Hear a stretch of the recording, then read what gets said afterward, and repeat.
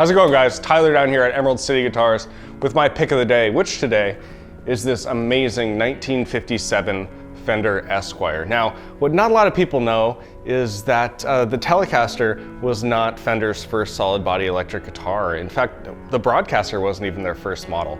The first Spanish-style electric guitar from Fender was the Esquire. It was initially introduced in June of 1950. It was available with either 1 or 2 pickups. It was the same basic shape as the Telecaster that we know today, but there were a couple differences. The first of which being it had a much thinner body, about 1.5 inches as opposed to the 1 3/4 inch that is pretty standard on them.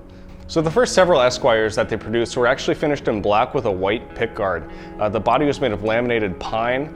These did not last very long, and after a few of them were made, Fender switched to using ash bodies with a transparent blonde finish and the black guard like we're pretty used to seeing on the later Broadcasters and of course Telecasters as well. So probably the most interesting feature of those early first-run Esquires is that they were pretty much all shipped with no truss rods in the necks. So somewhere between 50 and 60 of these early Esquires were shipped before the model was scrapped altogether, being replaced by the Broadcaster in October of 1950. The Esquire remained completely out of production for a whopping 2 months until it was reintroduced in January of 1950 as the single pickup alternative to the then Broadcaster and of course later the Telecaster. So when it comes to Esquires, there seems to be 2 distinct schools of thought. The first group of people will see an Esquire and say, okay, it's just a less fun Telecaster. It has half the number of pickups, less tonal options. Who cares about Esquires? And the second group of people are on the other side of the fence, and they seem to think that there's some sort of minimalist mojo in Esquires that is squashed when a neck pickup is introduced. Maybe the mojo lives in the cavity and they both can't fit. I don't know. People have their theories. So I personally am always skeptical of anything involving mojo in the world of guitars. I'm just the kind of person who needs empirical evidence to make any sort of claims. But there actually is some science behind the mojo folk who claim that the Esquires are superior. It actually has to do with the magnetic pull of the pickups on the strings. Now, when we introduced a magnetic field to a vibrating string, in this case a pickup, what the magnet wants to do is grab the steel core of the string and pull it to a halt. So the closer to the midpoint of the string that this radial pull is applied, the greater negative effect that it has on the sustain of the string. So when we take this neck pickup out of the equation, not only do we remove a magnet that's trying to pull this vibrating string to a halt, we do so from a location that's much more detractive from the sustain than, let's say, a bridge pickup would be. It does result in longer sustain and better response all across the spectrum. Now, whether or not you can hear that is up to you, and that's sort of the source of the debate over Telecaster versus Esquire. So this guy is just an unreal example of a 57. I mean, it's body and neck dates are April and May 57 respectively. The neck is just this fantastic sort of softened V, much softer than the archetypal 57 V that we'll feel on the reissues. That's really, really sharp. It almost feels more like a 56, but just extremely comfortable and a joy to play. But the real star of this whole show is the pickup. I mean, it's extremely, extremely clear without being too harsh on the high end. It's like a single cumulus cloud reflected off a still pond. But yeah, it reads about 6K, so it's not wound quite as hot as some of the pickups we'll see from this era, but just an incredible low wound pickup. So this guitar is totally original, right down to the frets, the nut, tuners, pickup, wiring, everything is 100% on this. The nut has been shimmed slightly up. It looks like somebody tried to file the slots down a little bit and went too far.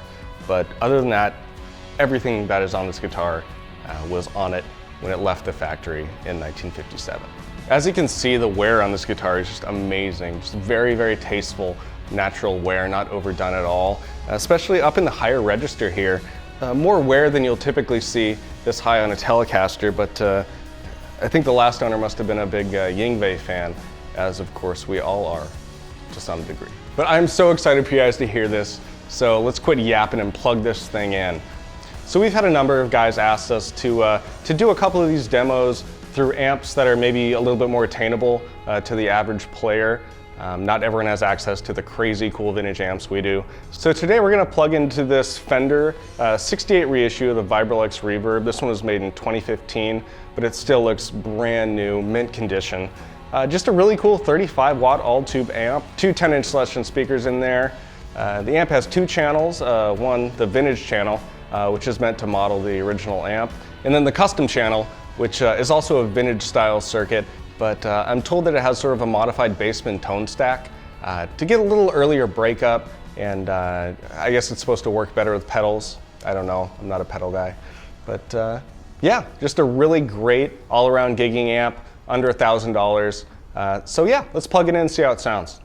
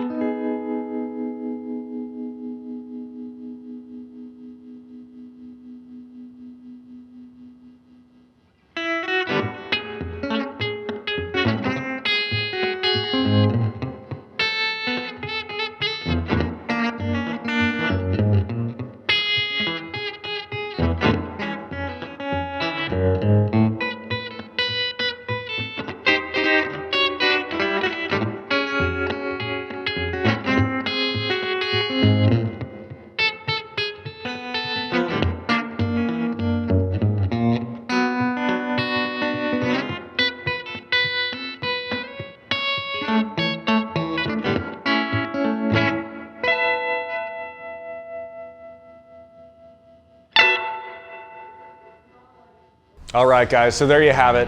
1957 Esquire through 68 Vibrolux Reverb reissue down here at Emerald City Guitars. Come on down, check them out for yourself. We'll see you next time.